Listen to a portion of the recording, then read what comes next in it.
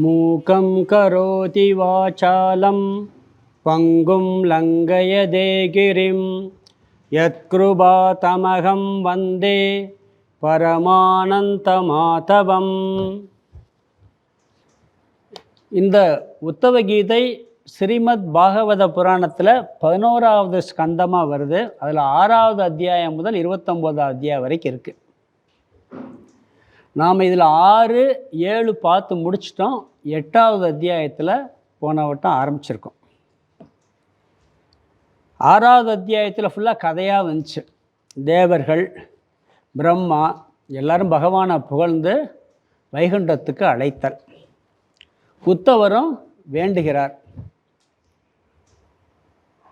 பிறகு அத்தியாயம் 7ல் ஆரம்பத்தில் கதை வந்தது. பிறகு வேதாந்தத்தின் சாரத்தை சுருக்கமாக சொன்னார். அதில் முக்கியமான ஒரு கருத்து தியாகம். ஆரம்பத்தில் எல்லாத்தையும் விட்டு விடு அப்படின்னார். விட்டு விடணும், மனசளவில் விடுறது. ஸ்தூலமாக எல்லாத்தையும் விட முடியாது. ஏன்னா அந்த உடலில் உயிர் வாழ்கிறது வரைக்கும் ஸ்தூலமாக சிலது தேவை இருக்கும். மனதினால் பற்றை துரத்தல், இதுதான் ஃபஸ்ட்டு உபதேசம். இது கீதையிலையும் அதுதான் சொன்னேன். கீதான்னா தாகி தாகின்னு வரும். தாகி தாகின்னா தியாகம் பண்ணுன்னு அர்த்தம். அதைத்தான் முதல் உபதேசமாக பண்ணார். பிறகு அதற்கு பிறகு உத்தவர் சிஷ்யராக மாறின பிறகு நிறைய தத்துவங்கள்லாம் சொல்லி மனித பிறவியின் மேன்மை இதெல்லாம் சொல்லிவிட்டு ஒரு அவதூத சந்நியாசிக்கும் யது மகாராஜாவுக்கும் நடந்த ஒரு உரையாடல். யது மகாராஜாவுக்கும் ஒரு அவதூத சந்நியாசிக்கு நடந்த உரையாடல் மூலமாக நான் 24 குருமார்களிடமிருந்து இந்த பண்புகளை எல்லாம் கற்றுக்கொண்டேன் அப்படிங்கிறார். 24 குருமார்களை சொல்கிறார். அந்த 24 குருமார்களில் நம்ம ஏற்கனவே 7வது அத்தியாயத்தில் ஒரு 8 குருமார்களை பார்த்து முடித்தோம். இப்போ 8வது அத்தியாயத்தில் 9 பார்த்துட்டோம். 9, 10 பார்த்தோம். அந்த 8 குருமார்களில் முதல் குரு யாருன்னா பஞ்சபூதத்தை ஆரம்பித்தார். பூமி. அந்த பூமியில் என்ன கற்றுக்கொண்டோம்? பொறுமையையும் சேவையையும். 2வது குரு என்ன? காற்று. நம் உள்ளே சஞ்சரிக்கும் காற்றின் மூலமாக உணவு கட்டுப்பாடை கற்றுக்கொண்டேன். இனிமேல் வரப்போகுது உணவு கட்டுப்பாடு. மீன் மூலமாக கற்றுக்கொள்வது வரப்போகுது, பின்னாடி வரப்போகுது. இங்கேயும் என்ன சொன்னார்? வாயுவின் மூலமாக உள்ளே சஞ்சரிக்கும் காற்று அந்த உணவை கட்டுப்பாடை இது பண்ணும். பிறகு வெளியே சஞ்சரிக்கும் காற்றில் பற்றின்மை என்ற ஒரு பண்பை கற்றுக்கொண்டேன். முதல்ல பூமி, பிறகு காற்று. 3வது ஆகாசம். ஆகாசத்தில் தத்துவத்தை சொன்னார். பிரம்ம தத்துவம், ஆத்ம தத்துவம், நம்மளுடைய உண்மையான சொரூபம், முழுமையானது, ஒட்டாதது, நீக்கமர எங்கும் நிறைந்த தத்துவம்னு ஆகாசத்தில் சொன்னார். பிறகு நீர் தத்துவம். அது ஞானியோட ஒரு 4 குணங்களை ஒப்பிட்டு நீர். பிறகு நெருப்பு. அதில் ஒரு 9 குணம் நெருப்புக்கு சொல்லி அதை ஞானியோடு ஒப்பிட்டார். இப்படி பஞ்சபூதத்தை முதல்ல சொல்லி ஞானி மட்டும் இல்லை, அந்த ஞானியாக ஆகக்கூடியவங்களுக்கும் சரி, நல்ல ஒரு உயர்ந்த நிலைக்கு போகணும்னு நினைக்கிறவங்களும் அந்த பண்பை கற்றுக்கொள்ளணும்னு சொல்லி முதல்ல பஞ்சபூதத்தை முடித்தார். பிறகு சந்திரன். அதுலேயும் ஆத்ம தத்துவம், கால தத்துவம் சொல்லப்பட்டது. பிறகு நம்மளுக்கு தெரிகிறது சூரிய பகவான். சூரியனிடமிருந்து எடுத்தல் கொடுத்தல். ஆத்ம தத்துவம், பற்றின்மை சொன்னார். எப்பயுமே கிவ் அண்ட் டேக் இருக்கணும். Take and give. நம்ம என்ன சொல்லுவோம்? நீ எதையும் வாங்காத, கொடுத்துக்கிட்டே இருன்னு சொல்லுவாங்க. அது ரொம்ப நாள் நீடிக்காது. எப்பயும் ஒரு அன்பு கிடச்சிச்சின்னா, நாம் அன்பு செலுத்தும் பொழுது அன்பும் கிடச்சிச்சின்னா ரொம்ப லாங் லைஃபாக போகும். ஒன் சைடு இருந்துச்சுன்னு சொன்னால் கொஞ்ச நாள் விட்டு போயிடும். அதனால் அதுவும் தேவைன்னு சொன்னார். எதுலேயுமே ஒரு அதனால் பகவான்கிட்ட கூட என்ன பண்ணுற, பகவானுக்கு நம்ம ஏதாவது கொடுக்கணுமா? பகவான் இருக்கார், அவர்கிட்ட இல்லாததே கிடையாது. அவர்கிட்ட வாங்கத்தே முடியும், நம்ம கொடுக்கவே முடியாது. ஆனால் நம்ம என்ன பண்ணுறாங்க? ஒரு துளசியை வைக்கிறோம், ஒரு தேங்காயை உடைக்கிறோம், ஒரு பழத்தை வைக்கிறது. அவருக்கு தேவையா? கொடுக்காமல் வாங்கக்கூடாது அப்படிங்கிற ஒரு ஒரு தத்துவம் அது. சூரியன் எடுக்குது, நீரை உறிஞ்சது, திருப்பி கொடுத்துருது. டேக் அண்ட் கிவ் அப்படின்னு சொல்லி எங்கேயும் அன்பும் சரி பரஸ்பரம் இருந்தால் தான் சரியாக வருங்கிறதுக்காக அந்த தத்துவம் சூரியனிலிருந்து சொன்னார். 7 குரு முடிச்சுட்டு போன கிளாஸில் அதுக்கு முந்தின அந்தர்யோகத்துலேயும் புறாவை பார்த்தோம். ஏன் புறாவை வந்து நிறைய சுலபம் சொன்னார்னு சொன்னால் அது இல்லற வாழ்க்கை தர்மத்தை பற்றி பேசுது. புறாவினுடைய 2 ஆண்புறா ஒரு ஆண்புறா ஒரு பெண் புறா ரொம்ப சந்தோஷமாக வாழுதுங்க. அதில் பாசிட்டிவ் இருக்குது, நெகட்டிவ் இருக்குது உறவுகளில். அதெல்லாம் பார்த்தோம். பிறகு எப்படி பாசிட்டிவ்னு சொன்னால் பரஸ்பரம் அன்புடன் வாழ்கிறதெல்லாம் பாசிட்டிவ் தான்.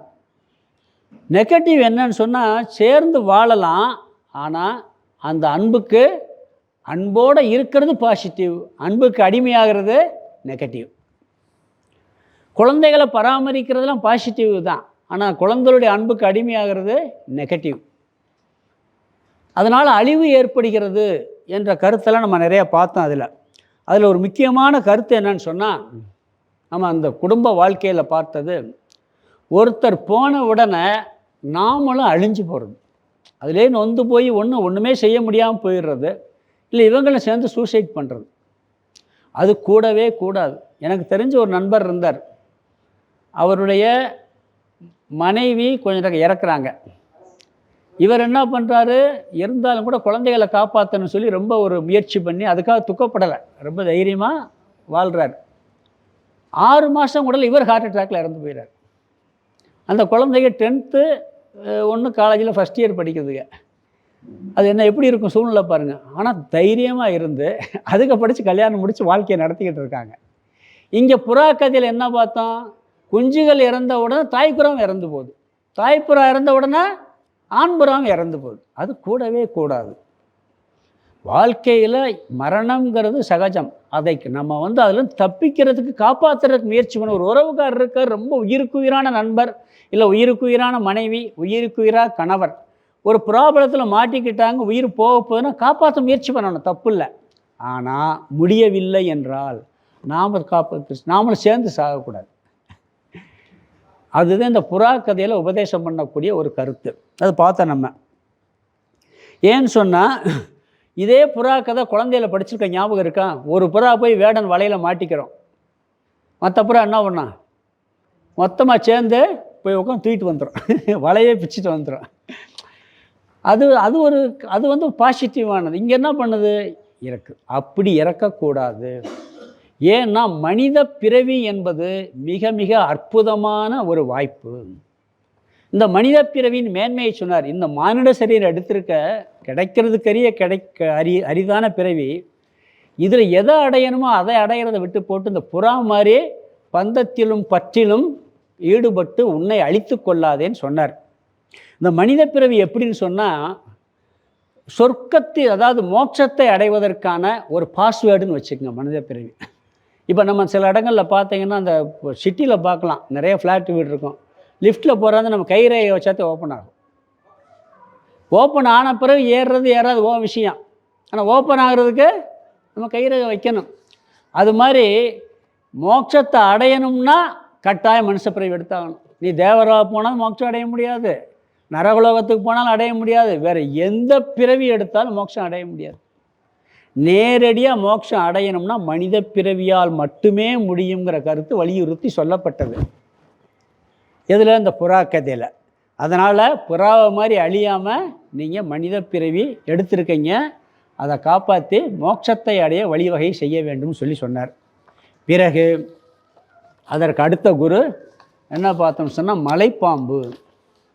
8வது அத்தியாயம் ஆரம்பத்தில் மலைப்பாம்பு உதாரணம் பார்த்தோம். அதில் என்ன கருத்து பார்த்தோம்னு சொன்னால் போன கிளாஸில் பார்த்தது, அது நமது சக்தியையும் காலத்தையும் வீணாக்காமல் இருத்தல். அதில் ஒரு முக்கியமான பண்பு எப்படின்னீங்கன்னா, யாருமே நம்ம துக்கத்தை விரும்புறதில்ல. துக்கத்தை விரும்புகிறோமா? ஆனால் வராமல் இருக்கா? ஆனால் இன்பத்தை விரும்புகிறோம். அதுக்கு முயற்சி பண்ணுறோம். எனக்கு துக்கம் வேணும்னு முயற்சி பண்ணுவோமா? துக்கம் வேணும்னு முயற்சியே பண்ண மாட்டோம். முயற்சி பண்ணாட்டாலும் துக்கம் வருது. ஆனால் இன்பம் வேணும்னு முயற்சி பண்ணுறோம், இன்பமும் வருது, வராமலும் போகுது. துக்கம் முயற்சி பண்ணாமல் வர்றது மாதிரி இன்பம் முயற்சி பண்ணாமல் வருமா வராதா? துக்கம் முயற்சி பண்ணாமல் வருது, அப்போ இன்பமும் முயற்சி பண்ணாமல் வரத்தே செய்யுங்கிறார். உன்னுடைய பிராரப்த கர்மம் 2 சேர்ந்து தான் வெளியே விட்டுருக்கு. அதனால் இந்த இன்பத்தை அடைவதற்கு அதாவது இகலோக இன்பத்தை அடைவதற்கு அதிக முயற்சி பண்ண வேணாங்கிறார். உன்னுடைய காலத்தையும் டயத்தெல்லாம் வேஸ்ட் பண்ணாத, அது கொஞ்சம் பண்ண. ஆனால் நற்பண்புகளினால் வரக்கூடிய சுகமும் நல்ல குணத்தினால் வரக்கூடிய சுகமும் மோட்சத்தால் வரக்கூடிய சுகம் முயற்சி பண்ணால் வராது. விவகாரத்தில் இந்திரிய சுகங்கள் உலக சுகங்கள் எல்லாம் உலக துக்கம் எப்படி வருதோ அப்படி இயல்பாகவே வந்துடும். பிறக்கும் போதே இவ்வளோ சுகத்தை அனுபவிப்பான், இவ்வளோ துக்கத்தை அனுபவிச்சு எழுதி அனுப்பிச்சிட்டார் கரெக்டாக. அதுக்காக சும்மா சோம்பேறியாக உட்காந்துக்கிறதானே இல்லை. இப்போ செய்கிற முயற்சிக்கு இது ஏற்கனவே போன ஜென்மத்தில் சென்ற முயற்சி, இப்போ பண்ணுற முயற்சிக்கு பலனும் கிடைக்கும். ஆனால் அதை விட முயற்சியால் கிடைக்கக்கூடியது நற்பண்புகள். நற்பண்புகளினால் வரக்கூடிய சுகம் இருக்குது பார்த்தீங்களா, அது இதை விட கூடுதலான சுகம். பொறாமை உள்ளவனுக்கு சந்தோஷமாக இருப்பானா, பொறாமைப்படாதவன் சந்தோஷமாக இருப்பானா? யோசிச்சு பாருங்கள். எனக்கு பொறாமை ரொம்ப இருக்குது, என் மனசு எப்படி இருக்கும்? எரிஞ்சுக்கிட்டே இருக்கும். பொறாமை இல்லைன்னா அதில் கிடைக்கிற சுகமே தனி. ஆனால் முயற்சி பண்ண மாட்டோம். ஏன்னா வரும், எல்லாத்துக்கும் பொறாமை வரும்.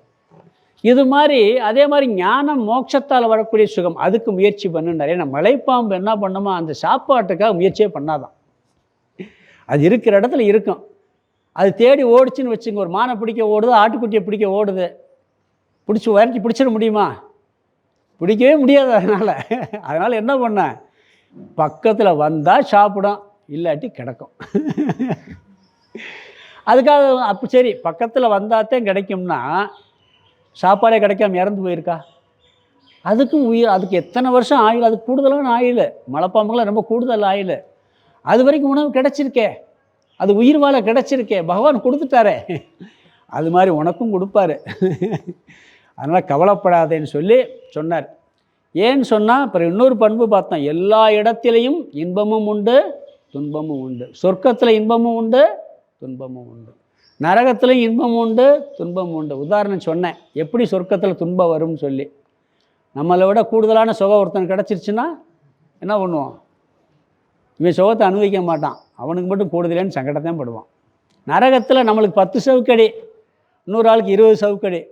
இந்த 10 சவுக்கடி வாங்குறவனுக்கு கஷ்டமாக இருக்கும். பரவாயில்லப்பா, நம்மளுக்கு கம்மியாக கிடச்சுன்னு சந்தோஷப்படுவான். அதனால் இன்ப துன்பம் எல்லா இடத்திலும் உண்டு. அந்த முயற்சியை அதிகம் செய்யாமல் உன்னுடைய பண்புகளை வளர்க்க மோட்சத்திற்காக முயற்சி செய்யினார். பிறகு கிடைப்பதில் திருப்தி. முயற்சி பண்ணுறோம், என்ன கிடைக்குதோ திருப்தியை அடைக்கணும். சில நேரம் கிடைக்கும், முயற்சி பண்ணாலும் கிடைக்காமையும் போகலாம். மலைப்பாம்புக்கு சில நேரம் உறவு கிடைக்கும், நல்ல கொழுன்னு ஆடு கிடைக்கலாம், மான் கிடைக்கலாம், இல்லாட்டி எலும்புந்தோளுமாக கிடைக்கலாம், கிடைக்காமலும் போகலாம். எது கிடைச்சாலும் திருப்தி, இல்லாட்டி கிடைக்கிற வரைக்கும் வெயிட் பண்ணாது. அது மாதிரி நாம் முயற்சி பண்ணுறோம், கிடைச்சா கிடைக்கிறதுல திருப்தி, கிடைக்கலன்னா அது வரைக்கும் காத்திருக்கணும். ஏன்னா சில பேர் சொல்லணும், நான் படாத கஷ்டமாக கட்டு பார்த்தேன், நான் அவ்வளோ உழைப்பு உழைச்சேன், எனக்கு லாபமே கிடைக்க மாட்டேங்குது, பிஸ்னஸே சரியாக ஓடலை, அவன் ஒரு வேலையும் பண்ணலை, சும்மா உட்காந்துருக்கேன், கேன்னு ஓடுது. கடவுள் எல்லா கால்குலேஷன் வச்சுருப்பார். ஏதோ பூர்வ ஜென்மத்தில் கொஞ்சம் லேட்டாக கொடுக்கணும்னு வச்சுருப்பார், அவ்வளோதான். அது வரைக்கும் என்ன பண்ணணும், நாம் செய்கிறத செஞ்சுட்டு வெயிட் பண்ணணும். மலைப்பாம்பு அப்படி தான் இருக்குமா. பிறகு இதெல்லாம் பிராரப்த கர்மத்தினுடைய தர்மம் சொல்லி அதெல்லாம் புரிஞ்சுக்கிட்டு நாம் இருக்கணும்னு சொல்லி மலைப்பாம்பு உதாரணத்தில் சொன்னார். பிறகு போன வட்டம் கடைசியாக பார்த்தது 10வது குரு கடல் பார்த்தோம். அந்த குருவில் பார்த்துட்டோம், கடைசியாக கொஞ்சம் பார்க்க வேண்டியது இருக்குது. அதில் முதல்ல என்ன பார்த்தோம்னு சொன்னால், கடல் அதாவது பிரஷன் நகை பார்த்தா எளிமையாக இருக்குமா, அது அமைதியாகவும் இருக்கும், அதே மாதிரி மகிழ்வை கொடுக்கும். கடல் பார்க்குறவங்களுக்கெல்லாம் மகிழ்ச்சியை கொடுக்கும்.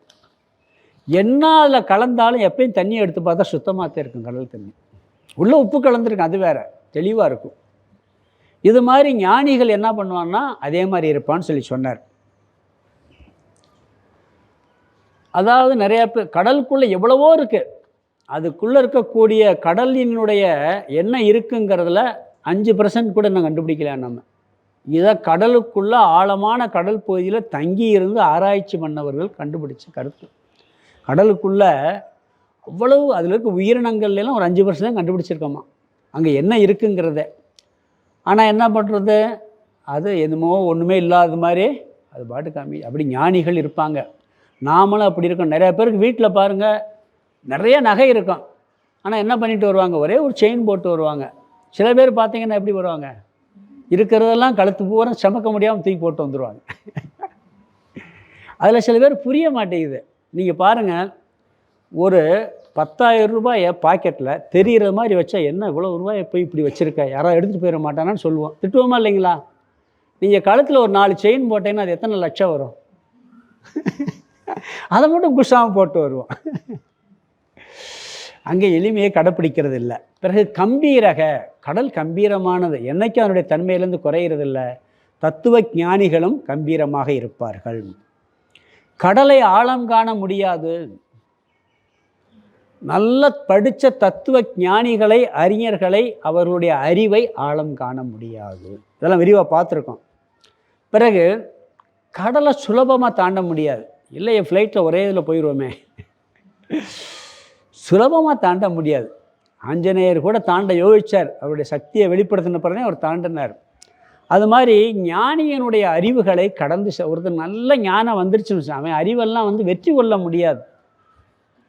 ஆதிசங்கருடைய அறிவை யாராலையும் வெற்றி கொள்ள முடியலையே, அவர் தானே ஃபைனல் பண்ணார். இதுதான் ஷாரோன்னு முடித்தார். அவர் எல்லாத்தையும் பண்ணிட்டார். இவர் எல்லா தத்துவ ஞானிகளையும் பண்ணி இவரை யாராலையும், அவர் கடல், அது அவரை யாருமே வாதத்திலையும் ஜெயிக்க முடியலை, எதுலேயும் பண்ண முடியலை. அவருடைய ஆழமான கருத்து அப்படிப்பட்ட கருத்து. அப்படி இருக்குமா இந்த ஞானிகளுக்கு?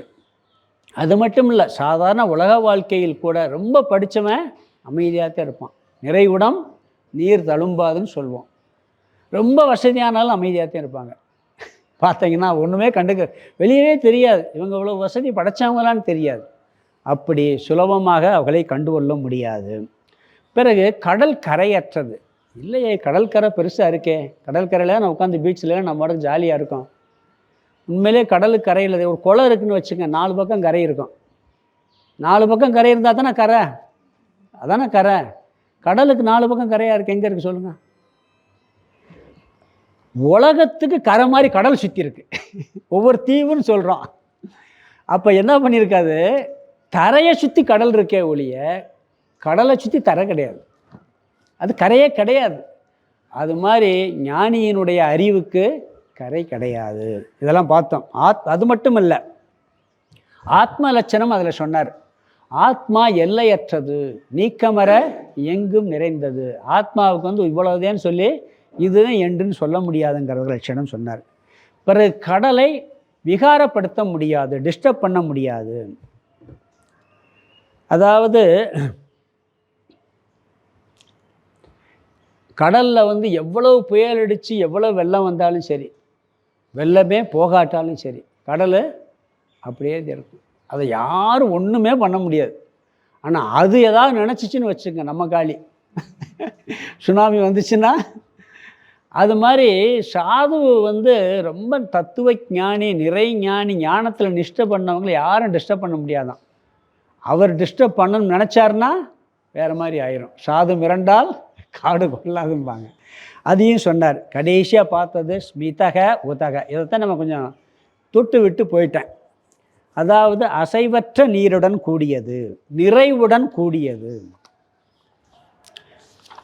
ஞானியும் சரி, அது ஞானினா சன்னியாசி மட்டும் இல்லை, இந்த ஞானம் அடைஞ்சு ஒருத்தர் இருந்தானா கடல் மாதிரி நிறைவோடு இருப்பான்.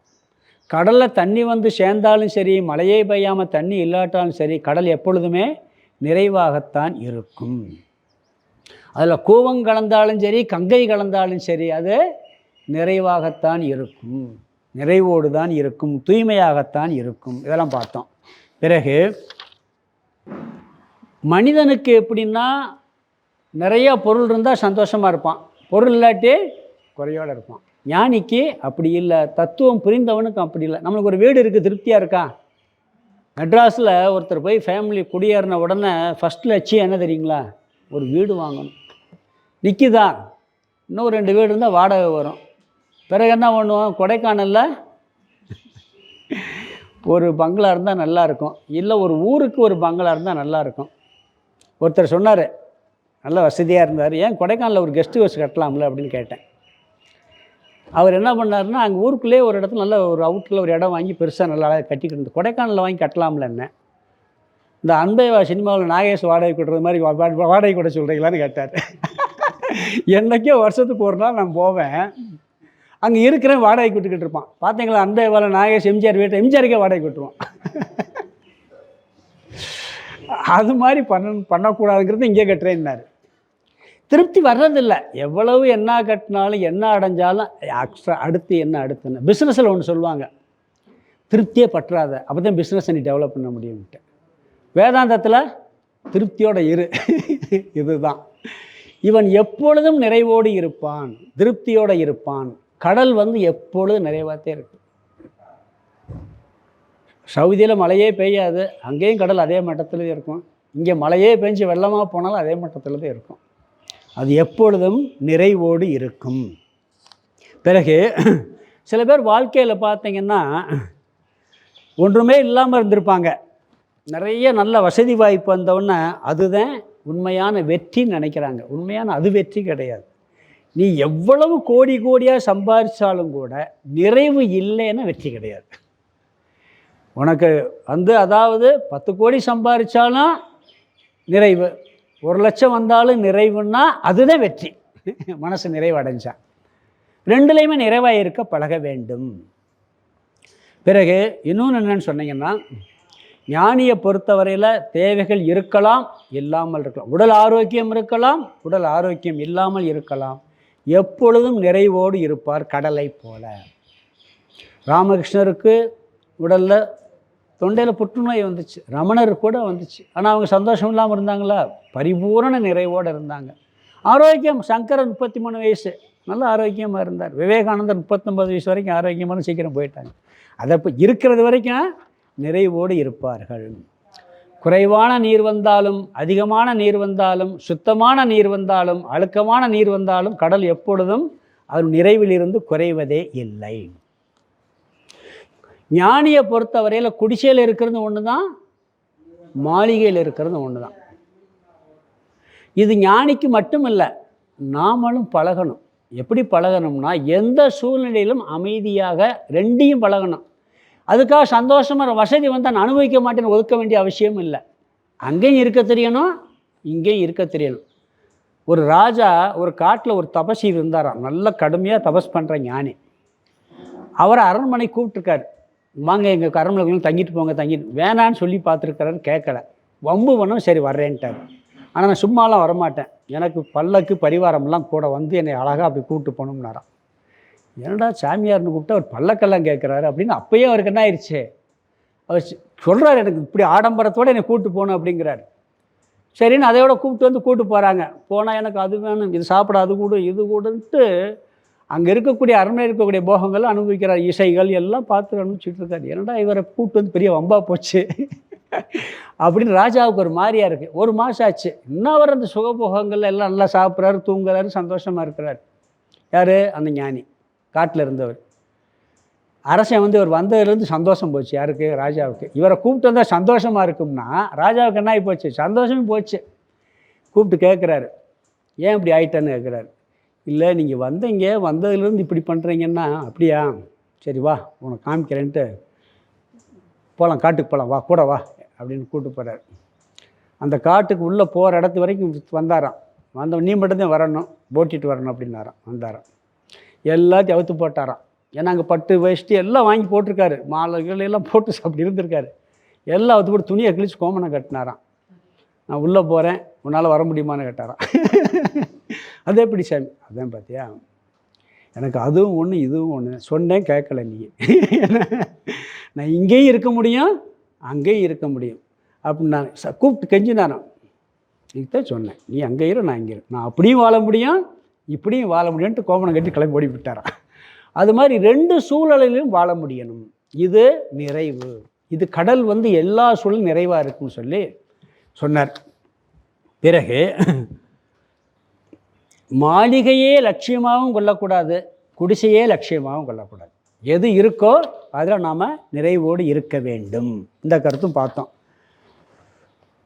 இப்போ கடைசி அதில் பார்த்த கருத்து என்னன்னு சொன்னீங்கன்னா, அதாவது வாழ்க்கை முறை எப்படி வேண்டுமானாலும் இருக்கலாம். வாழ்க்கை முறை இருக்குது பார்த்தீங்களா, வசதியாக இருக்கலாம், வசதி இல்லாமல் இருக்கலாம். மன நிறைவு மட்டும் ஒரே மாதிரி இருக்கணும். இதற்கு ஒரே உதாரணம் சொல்லணும்னா, நம்ம எத்தனையோ சன்னியாசிகள் பார்க்குறோம். இது ஏற்கனவே வேற ஒரு கிளாஸில் கூட சொன்னேன். இப்போ ராமகிருஷ்ண பரம்பரை இருக்குது. ராமகிருஷ்ணருடைய வாழ்க்கை மாதிரி அவருடைய பரம்பரையில் வந்த சிஷ்யர்களுடைய வாழ்க்கை ஒன்றாவது இருக்கா, ஒரே மாதிரி இருக்கா? விவேகானந்தர் வாழ்க்கை டிஃப்ரெண்ட்டு. அவர் வெளிநாடெல்லாம் சுற்றிட்டு வந்தார். ராமகிருஷ்ணர் இருக்க இடத்த விட்டு போகல. சரி, விவேகானந்தர் சிஷ்யர்கள் எல்லாரும் அதே மாதிரி இருக்காங்களா? இல்லை. ஆதிசங்கரர் எடுத்துங்க. ஆதிசங்கரர் லைஃப் ஸ்டைலில் எப்படி இருந்தாரோ அப்படி இன்னைக்கு அவருடைய சிஷ்யர்களில் எத்தனையோ ஆயிரக்கணக்கான சிஷ்யர்கள் வந்தாச்சு. ஒருத்தர் சொல்ல முடியுமா? அந்த லைஃப் ஸ்டைல் இருக்கவே இருக்காது. லைஃப் ஸ்டைல் வந்து சன்னியாசிகளுக்கே மாறுது, ஆசிரமங்களுக்கே மாறுது. ஆனால் நிறைவுங்கிறது, தத்துவங்கிறது எல்லாத்துக்கும் ஒன்று தான். அதில் குறை இருக்கா? சொல்ல முடியுமா? வாழ்க்கை முறை வேற, மன நிறைவு வேற. அதே மாதிரி கடல் கூட பார்த்தீங்கன்னா ஒவ்வொரு இடத்துல ஒரு மாதிரி தெரியலாம். ராமேஸ்வரத்தில் அமைதியாக இருக்கும், கன்னியாகுமரியில் பெருசாக அடிக்கும், புயல் அடிக்கும். ஒவ்வொரு கடலுக்கு ஒவ்வொரு பேர் இருக்குது.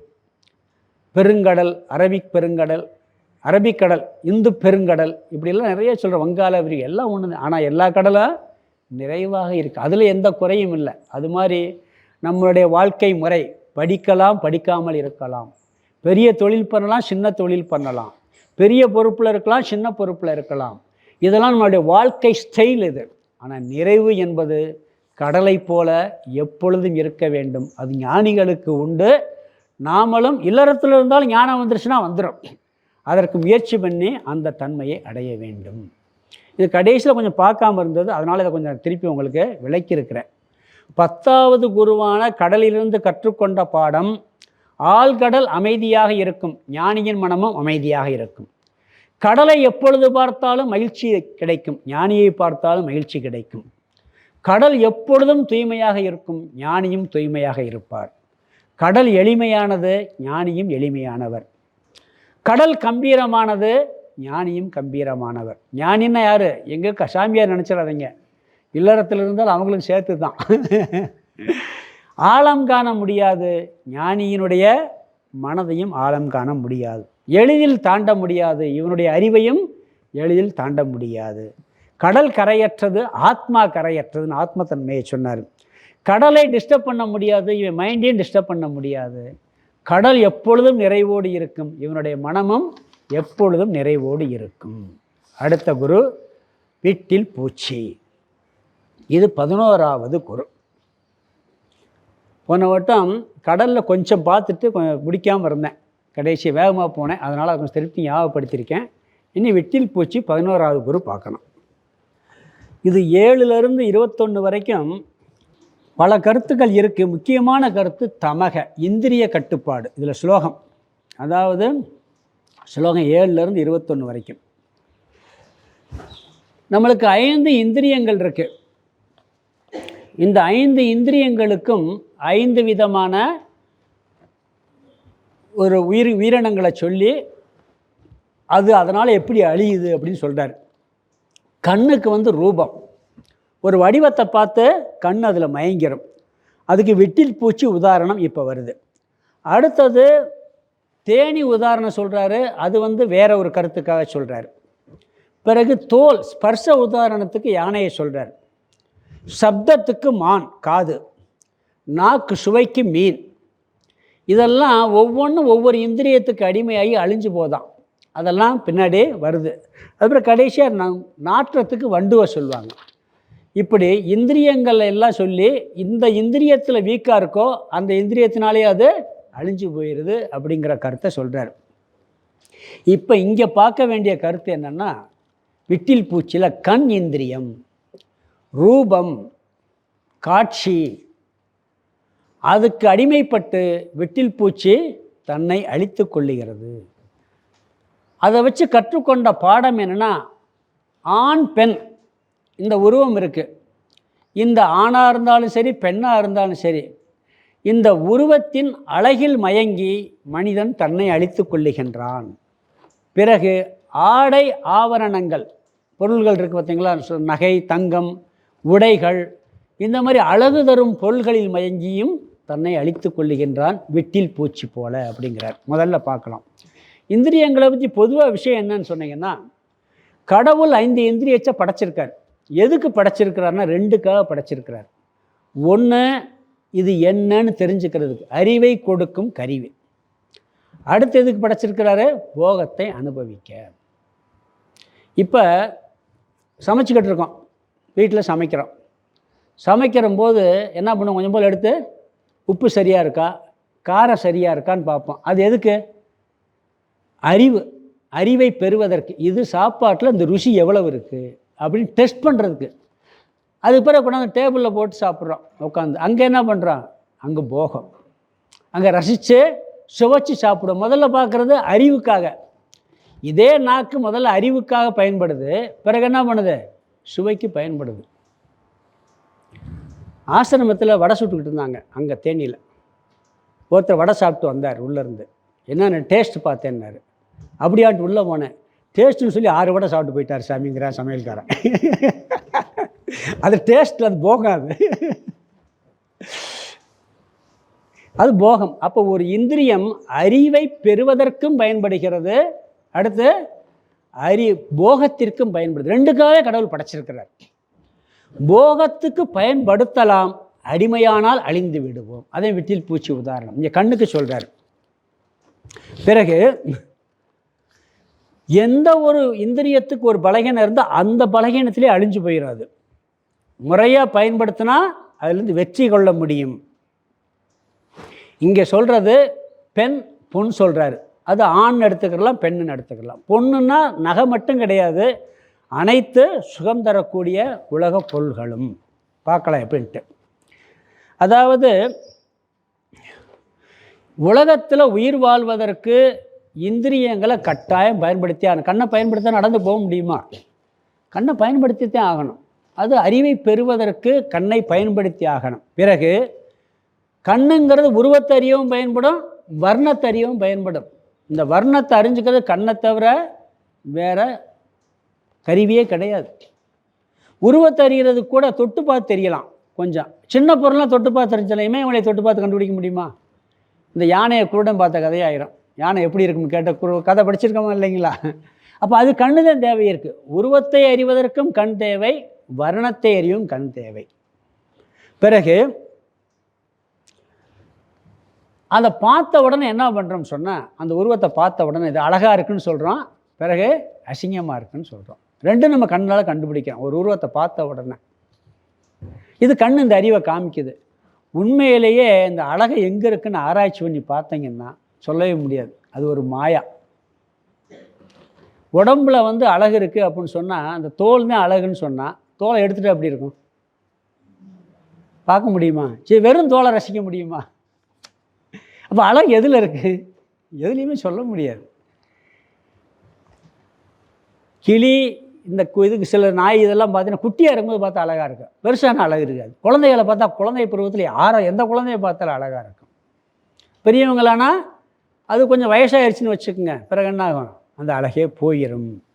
அதனால் இந்த அழகு எங்கே இருக்குன்னு கண்டுபிடிக்க முடியாது. என்ன பண்ணுறான்னா, சொல்லவே முடியாத ஒரு விஷயத்துக்கு எல்லாருமே அதில் மயங்கி விடுகின்றோம். கண்ணுக்கு அழகாக தெரிவதெல்லாம் கடவுளுடைய தேவ மாயாங்கிறார். என்ன மாயா? தேவ மாயா. இது கண்ணுக்கு. சுவைக்கு என்ன தெரியுமா இங்கே சொல்ல போகிறாரு? மீன், நாக்கு. ருசி பார்க்குறது அறிவு, சுவைக்கு பிறகு சாப்பிட்றது போகம். அதில் மீன் வரப்போகுது, பின்னாடி வரப்போகுது. ஸ்பர்ஷத்துக்கு தோல் இருக்குது பார்த்தீங்களா? இது குளிர்ச்சியாக இருக்கா, இல்லை சுடுதா, மென்மையாக இருக்கா, காடாக இருக்கான்னு தொட்டு பார்க்குறதுக்கு ஸ்பர்ஷம். பிறகு நம்ம ஏசியில் படுத்து தூங்குறதெல்லாம் போகம். வெளியே வர்றோம், கிளைமேட் எப்படி இருக்குன்னு சொல்கிறதுக்கு தோல் ஸ்பர்ஷம் பயன்படும். அது யானை உதாரணத்தை சொல்லப்போ. அதே மாதிரி இசை இருக்குது, காது. காதுக்கு இசைக்கு அடிமையாகி மானே அழிஞ்சு போயிடும். இது நான் பேசுகிறேன் சப்தம், என்ன பேசுகிறாருன்னு கேட்குறது அறிவு. இப்போ நீங்கள் பேசுகிறீங்கன்னா ஒரு அறிவு வருது, காதில் கேட்குது. இதே ஒரு மியூசிக் பார்ட்டி நடக்குதுன்னா இந்த காதை எங்கே பயன்படுத்துகிறோம்? அங்கே போகத்துக்கு பயன்படுத்துகிறோம் நாம். இப்படி ஒவ்வொன்றுக்கும் ஒவ்வொன்று இருக்குது. அதே மாதிரி மூக்குக்கு எல்லாம் இருக்குது. இந்த 5 இந்திரியங்கள் ஒரு இந்திரியங்களுக்கு அடிமைப்பட்டு ஒரு உயிரினம் இழக்குது. வெட்டில் பூச்சி என்ன பண்ணுது? கண் என்ற இந்திரியத்தை பயன்படுத்தி தன்னையே அழிச்சுக்கிறது.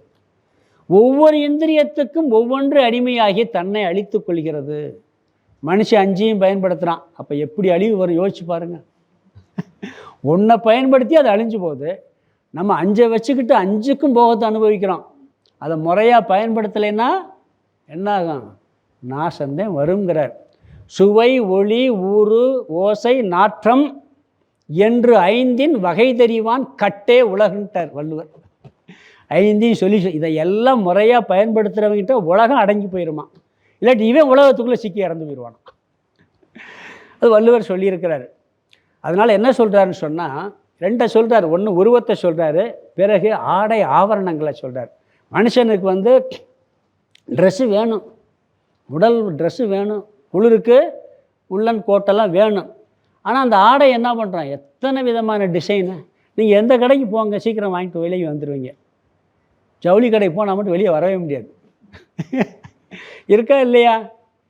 அதில் 1008 குழம்பு. ப்ளைனாக ஒயிட் அண்ட் ஒயிட் போட்டு பாருங்கள், காவி ட்ரெஸ்ஸு போட்டு பாருங்கள், சீக்கிரம் வாங்கிட்டு வந்துடலாம் வெளியே. ஏன்னா அங்கே செலக்ட் பண்ணுறதுக்கு வேறு வேலையே இல்லையா? அங்கே ஒரு 10 நிமிஷத்தில் முடிஞ்சு போயிடும். டிசைன் எப்படியெல்லாம் டிசைன் பண்ணால் மக்களை கவர்னு ஒரு பெரிய ஆராய்ச்சி நடக்குது. அந்த ஜவுளி துறையில் பெரிய பெரிய டெக்னீஷியன்லாம் கூப்பிட்டு ரிசர்ச் பண்ணுறாங்களாம், எந்த டிசைன் போட்டால் மக்கள் கண் கவரும்னு சொல்லி. ஏன்னா இங்கே கண் இந்திரியனே முக்கியம். அப்படியெல்லாம் இருக்குதுன்னு சொல்கிறார். அதனால் எல்லாம் யூஸ் பண்ணணும், ஆனால் எவ்வளோ முக்கியத்துவம் கொடுக்கணுமோ அவ்வளோ முக்கியத்துவம். முதல்ல சரீரத்தை சொல்கிறார், ஆண் பெண் சரீரம். இந்த விட்டில் பூச்சி வெளிச்சத்தை பார்க்குது, நெருப்பை பார்க்குது, அழகாக இருக்கேன்னு ஓடியாது. பக்கத்தில் தூரமாக ரசிச்சுக்கிட்டு இருந்தால் அழகாக இருந்திருக்கலாம். என்ன பண்ணுது? அதை அடையணும்னு அதிலே போய் விழுந்துருது, விழுந்து இறந்து போகின்றது. கண்ணுக்கு எது இன்பத்தை கொடுக்கும் என்று வந்ததோ அதனாலேயே அது அழிவை தேடுகிறது. எந்த அழகையும் ரசிக்கலாம், அது பகவானுடைய படைப்பு தான். கண்ணும் பகவானுடைய படைப்பு தான். ஆனால் அதை எப்படி பயன்படுத்தணும் அப்படிங்கிறதே இருக்குது. நாகப்பாம்பு ஊர்ந்து போகிறதில்ல, நாகப்பாம்பு தூரத்துலேருந்து பார்த்தீங்கன்னு வச்சுங்க, அப்படி விளையாண்டுக்கிட்டுன்னு வச்சுங்க, பார்க்குறதுக்கு அழகாக ரசிக்கலாம். நல்லா அழகாக இருக்குன்ட்டு போய் பிடிச்சிட முடியுமா? அதோட சரிதான். அது மாதிரி இந்த மனித சரீரம், ஆண் பெண் சரீரம் இருக்கு, அது அழகு தான். ஆனால் அதில் ஆணுக்கு பெண்ணும் சரி, பெண்ணுக்கு ஆணும் சரி மூழ்கி விடக்கூடாது அப்படிங்கிறார். கிளியை பிடிச்சி கையில் வச்சுருப்போம், காக்கையை வச்சுருப்போமா? ஏன்னா அது அழகாக இல்லை. கிளி அழகாக இருக்குது. கடல் பார்க்க அழகாகத்தே இருக்குது, அழகாக இருக்கும். உள்ளே போனால் என்ன ஆகும்? உள்ளே போயிடும், ஒரே தான் மூழ்கிடும். தூரத்துலேருந்து பார்க்குற வரைக்கும் நல்லா ரசிக்கலாம். அனைத்து சரீரங்களும் தேவ மாயை என்கிறார் இங்கு. எல்லாம் அழகாக இருக்குது. நம்மளுடைய அழகெல்லாம் எவ்வளோ நாளைக்குன்னு தெரியும். பிறகு என்னாங்க, சைடில் கொஞ்சம் கொஞ்சமாக வெளில வரும். பிறகு என்ன பண்ணுவோம்? டையெல்லாம் அடிப்போம். பிறகு ஒவ்வொன்றா சுருங்க ஆரம்பிக்கும் தோள்கள்லாம். எதுவாக இருந்தாலும் மாறக்கூடியது. அதை நாம் எப்படி அனுபவிக்கணுமோ, எப்படி ரசிக்கணும், ரசிச்சுட்டு அதுக்கு அடிமையாகக்கூடாது அப்படிங்கிறார். இந்த கண் அது மட்டும் இல்லை, சினிமா கூட கண்ணுக்கு அடிமை தான், டிவி கூட கண்ணுக்கு அடிமை தான். அதுலேயே மூழ்கி போகிறாங்களா இல்லையா? ஒரு பழைய சினிமா படம் ஒன்று, சினிமா பைத்தியம்னு ஒரு சினிமா படம் வந்துச்சு. சினிமா பைத்தியம்னு ஒரு சினிமா படம் வந்துச்சு. ஏன்னா சினிமா பார்த்து எப்படி அழிகிறாங்கன்னு சொல்லி ஒரு சினிமாவே எடுத்தான். சினிமா பார்த்து எப்படி அழிகிறாங்கன்னு சொல்லி ஒரு சினிமா படமே எடுத்தான். செல்ஃபோனே எடுத்துக்கங்க. நம்ம கொரோனா பீரியடில் செல்ஃபோன் எதுக்கு பயன்படுத்தினாங்க? குழந்தைங்களுக்கு அதுக்கு முன்னாடி செல்ஃபோனே நிறையா வச்சுருக்காது, வீட்டில் கொடுக்க மாட்டோம். கொரோனாவுக்கு முன்னாடி குழந்தைகளுக்கு இந்த டச் ஃபோன் கொடுக்குற பழக்கமே கிடையாது. கொரோனா பீரியட் ஸ்கூல் மூடணும்னு அறிவை பெறுவதற்காக இந்த ஃபோனை கொடுத்தோம். இப்போ என்ன பண்ணிருச்சு? எல்லாம் ஃபோன் இல்லாமல் ஒரு பிள்ளை இருக்க மாட்டேங்குது, அடிமையாகிப்போச்சு. கண்ணுக்கு அடிமை எங்க? அது கூடாது. அப்படி இருந்தால் அழிந்து விடுவோம் அப்படிங்கிறார். அதாவது ஆணோ பெண்ணோ அழகு இருக்குது, அது தப்பு இல்லை, ஆனால் அதில் அடிமையாகக்கூடாது. இப்போ பெண் பார்க்க போகிறாங்க, இல்லை மாப்பிள்ளை பார்க்க போகிறாங்க, என்ன பார்க்குறாங்க? அங்கே நல்லா யோசிச்சு பாருங்கள். பெண்ணுக்கு மாப்பிள்ளையை பிடிக்கணும், மாப்பிள்ளைக்கு பெண்ணை பிடிக்கணும். உருவம் தான் அங்கே மெயின். என்ன ஆகுது? உருவம். மற்றதெல்லாம் யார் பார்க்குறா? அப்பா அம்மா பார்ப்பாங்க. குடும்பம் நல்ல குடும்பமா, பையன் நல்ல பையனா, யார் பார்க்குறா? அந்த பெண்ணு பார்க்காது, ஆணும் பார்க்க மாட்டான். அவங்க அழகில் மட்டும்தான் பார்க்குறாங்க. இவங்க என்ன பண்ணுறாங்க? மற்ற எல்லாம் சில இடத்துல பார்த்தீங்கன்னா அழகே இருக்காது, ஆனந்தமாக வாழ்வாங்க. 2 பேரும் நல்ல லட்சணமாக இருப்பாங்க. சண்டைனா பெரிய சண்டை நடந்துக்கிட்டே இருக்கும். ஏங்க குணம் வந்து அழகு இல்லாமல் போச்சுங்க. இங்கே உருவம் அழகு, குணம் அழகு இல்லை. அப்போ நம்ம ஜாதகம் பார்க்கல எதுக்கு தெரியுங்களா? அதுக்கு தான். உண்மையிலே கரெக்டாக ஜோசியம் பார்த்தா மாறாது. ஆனால் தப்பை பார்க்க தெரியாமல் பார்க்குறோம். ஜாதகம் பார்த்தாலும் சில இடத்துல மாட்டிக்கிறோம். அதனால் இந்த அழகு என்பது கவனமாக இருக்கணும். அழகு கூடாது என்று பகவான் சொல்லவில்லை. அழகு வேண்டும், அழகை ரசிக்க தெரிய வேண்டும், அழகை பயன்படுத்த வேண்டும். ஆனால் அந்த அழகுக்கு அடிமையாகி விடக்கூடாது. பிறகு ஆடை ஆபரணங்கள். அதோட அதாவது மனித சரீரம், அதுக்கு பிறகு பொன் முதலான ஆபரணங்களில் இவன் மயங்கி விடுகின்றான். டிசைன்ஸ் தான். தங்கமும் ஒரு உலகம்தான், இரும்பும் ஒரு உலகம்தான். ஆனால் என்ன பண்ணுறோம்? தங்கத்தை பார்த்த உடனே அதுக்கு நாம் என்ன பண்ணுறோம்? அடிமையாகி விடுகின்றோம். அதனால் அதை போட்டு நம்ம அழகு பார்க்குறோம். நகை போடுறது மட்டும் அழகு இல்லை. ஒரு சாமியார் ருத்ராட்சத்தில் அப்படியே தங்கத்தில் கட்டி போட்டால் அது ஒரு அழகு. போடுறாங்களா இல்லைங்களா? அதெல்லாம் இருக்குது. ருத்ராட்சம் போடுறது, ஸ்படிக மாலை போடுறது, இதெல்லாம் சில நேரங்களில் தேவை இருக்குது. ஆனால் அதுக்கு அடிமையாகி விடக்கூடாது. பகவானுக்கு மலர் மாலை இந்த போட்டு அலங்காரம் பண்ணியிருக்கோம், நல்லா தானே இருக்குது. இதெல்லாம் ரசிக்கலாம், தப்பு இல்லை, புரியுதுங்களா? இதெல்லாம் தேவை. இதை உடை கூட நீட்டாகத்தான் போடணும், அழகாகத்தான் போடணும். நான் விரும்பலைன்னு சொல்லிவிட்டு ஒரு கிழிஞ்ச ட்ரெஸ்ஸை போட்டு வருவீங்களா? அழுக்காடையை போட்டு வருவீங்களா? அது நீட்டாக இருக்கணும், சுத்தமாக இருக்கணும். அதே நேரத்தில் எனக்கு இந்த ட்ரெஸ்ஸு போட்டாத்தேன் அப்படின்னு வரக்கூடாது. அதை எந்த அளவுக்கு பயன்படுத்தணுமோ அந்த அளவுக்கு பயன்படுத்தணும். ஒரு இதே இருக்குது விதுர நீதியில், சபையை வெல்ல ஆடை ஆவரணங்களுடன் போக வேண்டுமா. ஒரு சபையில் ஒருத்தர் போய் ஒரு பஞ்சாயத்து பண்ணுறாருன்னு வச்சுங்களேன், அவர் அந்த கம்பீரமாக போகணும். அப்போ தான் அங்கே வெல்ல முடியும், இல்லாட்டியே வெல்ல முடியாது. அங்கெல்லாம் சில இடத்துல தேவை இருக்குது. ஆனால் அதை கண்டு மயங்கி தான் என்ன பண்ணுறான்? சில பேர் தப்பாக பஞ்சாயத்து பண்ணாலும் பேசாமல் கோட்டை விட்டு வந்துடுறான் அவன். சில பேர் அப்படித்தான் போவாங்க. விதுர நீதியிலே சொல்லப்பட்டிருக்கு. அதனால் என்ன சொல்கிறாருன்னு சொன்னால், இந்த கவர்ச்சி, இந்த அலங்காரம் இதில் மயங்கி விடக்கூடாது. கண்ணுக்கு 1 சென்டிமீட்டருக்கு பக்கத்தில் வச்சு எதை பார்த்தாலும் அழகாகவே தெரியாது. மயில் கூட இருக்குது, தூரத்துலேருந்து பார்த்தாலே அழகாக இருக்குது, பக்கத்தில் பிடிச்சி பாருங்கள். அதனால் தூரத்திலிருந்து பார்த்தா எல்லாம் அழகாகத்தான் தெரியும். அந்த அழகு என்பது ஒரு தேவ மாயைங்கிறார். போர்க்களத்தை நீங்கள் தூரத்துலேருந்து பார்த்தா அழகாக தெரியும், பக்கத்தில் போயிட்டீங்கன்னா எல்லாம் அறகுறையாக பிண்டமாக கிடக்கும், கொடூரமாகத்தே இருக்கும். அதனால் அருகில் போகும் பொழுது அது அழகு இல்லை, புரிஞ்சுக்கிறேனுங்கிறார். சந்திரன் எவ்வளோ அழகாக இருக்குது. சந்திரனை பாடாத கவிஞர் இருக்காங்களா சொல்லுங்கள்? அழகானது, குளுமையானது, மென்மையானது, அப்படி இப்படின்னு சந்திரனில் போய் ஒரு நிமிஷம் வாழ முடியுமா? பார்க்குறோம் எவ்வளவு கரடு முரடாக இருக்குது. தண்ணி கிடையாது, காற்று கிடையாது. நேராக போனால் என்ன ஆகும்? அங்கே தூரத்தில் காலையில் சூரிய உதயம் எவ்வளோ அழகாக இருக்குது, அஸ்தமனம் எவ்வளோ அழகாக இருக்குது. இதே 12 மணிக்கு அதே சூரியன் அழகாக இருக்குது, எப்படா கீழே சாயும் இருக்கு. அது தூரத்தில் பார்க்கும் விதத்தில் பார்த்தால் அழகு. அதனால் என்ன பண்ணக்கூடாது? அதில் நம்ம மயங்கி விடக்கூடாது அப்படிங்கிறார். காடு கூட நீங்கள் ஹெலிகாப்டர்லேயே ஃப்ளைட்லேயே போய் பார்த்தீங்கன்னா ரொம்ப அழகாக இருக்கும். வனமெல்லாம் பார்த்து அப்படியே ரசிக்கலாம். உள்ளே இறக்கி விட்டார்னா அழிஞ்சே போயிடுவோம், ஒரு ஸ்டெப்பு வைக்க முடியாது, அந்த மாதிரி இருக்கும். அதனால் என்ன சொல்கிறாருன்னு சொன்னால், இந்த அழகு கண்ணு மட்டும் இல்லை, எந்த ஒரு இந்திரியங்களினுடைய ஒரு இதுக்கு மயங்கிட்டான்னு சொன்னால் அதுக்கு அடிமையாகிவிட்டால் அவன் அழிந்து விடுவான். காது இந்திரியம் இருக்குது, இசையில் மயங்கி மான் அழியுதுன்னு பார்க்க போகிறோம். ஒன்று இருக்குது, இந்த புகழ் இருக்குது பார்த்தீங்களா, இதெல்லாம் காது இந்திரியத்துக்கு அடிமை. இது எல்லா மனுஷனுக்கும் உண்டு, இருக்கா இல்லைங்களா? பொய்யா கூட புகழ்றான்னு தெரியும், இருந்தாலும் எவ்வளோ சந்தோஷமாக இருக்குது. அவன் புகழ்றதில் ஒன்று கூட நம்மகிட்ட இல்லை, அந்த கேரக்டர் நம்மளுக்கே தெரியும். ஆனால் மனசு என்ன ஆகுது? அப்படியே சந்தோஷத்தில் பூரிப்பில் அப்படியே பூரிச்சிருவான். அவனை அப்படி விட மாட்டான், பக்கத்துலேயே வச்சுக்கிடுவான். ஏன்னா நம்மளை புகழ்றான்னு சொல்லி அவன் நம்மளை ஏமாற்றிட்டு போயிடுவான். இப்போ காதுக்கு அடிமை அது இப்படி இருக்குது. இந்த அழகுக்கு அடிமையாகிறதுல பார்த்தீங்கன்னா, ஒரு ஹோட்டலில் போகிறீங்க, நல்ல ஹோட்டலில் ஃபில்டர் காஃபி, ஒரு பிராமணால் ஹோட்டல்னு போட்டிருக்கு. ஃபில்டர் காஃபி ரூ. 20 ரூ. 25 நல்ல காஃபி இருக்கும், சுத்தமாக இருக்கும்.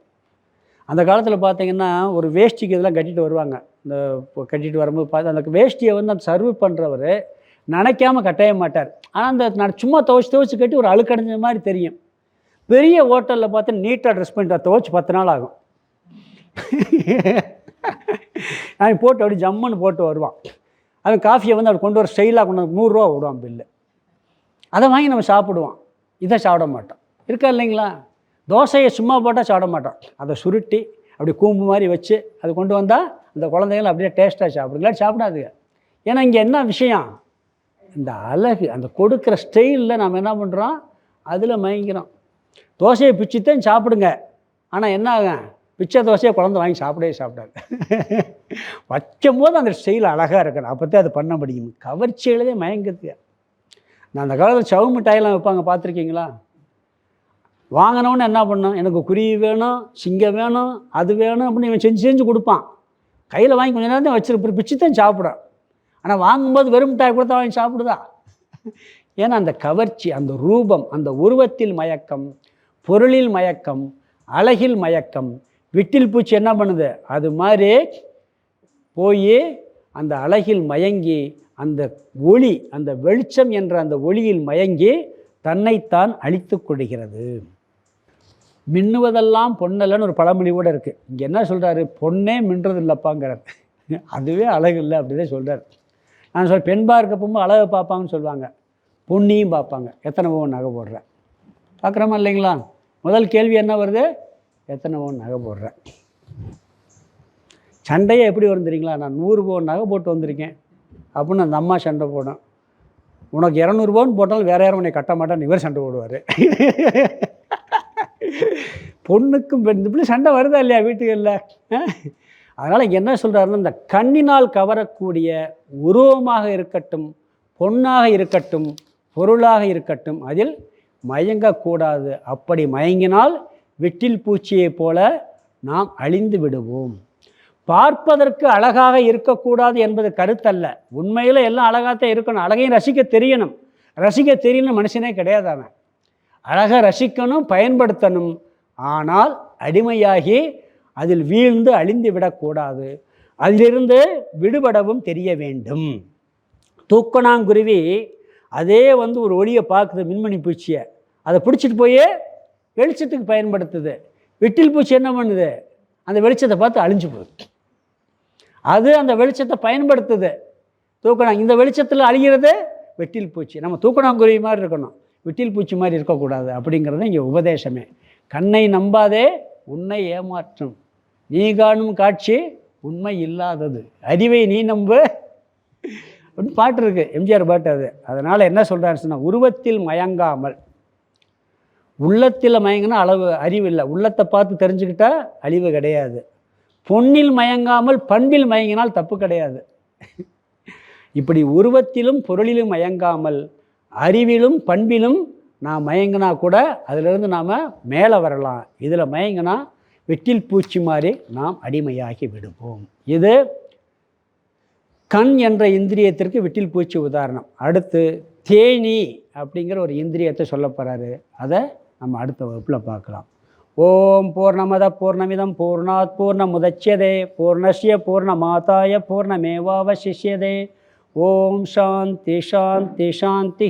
ஹரி ஓம். ஆதி குருநாத சுவாமிக்கு ஜெய்.